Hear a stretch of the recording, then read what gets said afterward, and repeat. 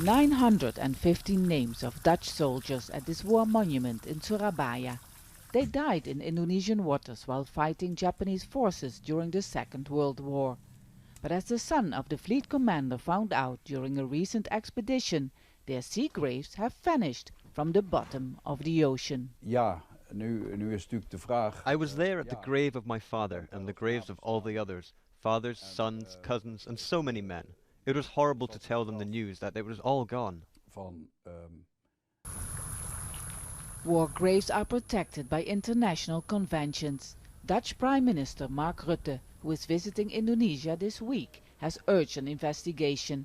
His Minister of Defense has called it a serious crime. Of course has had an enormous impact on the relatives, on the whole of the country, extremely painful.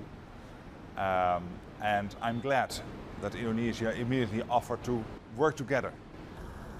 But investigators don't have to look far.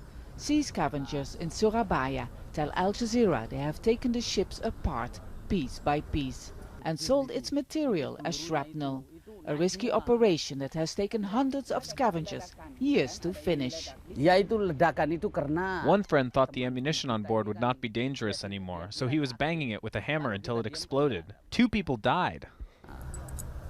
Scavengers were diving 70 meters deep using only a hose and a compressor to reach the wrecks. But this man says they did not take the whole ships. Harbor authorities cleaned up the rest.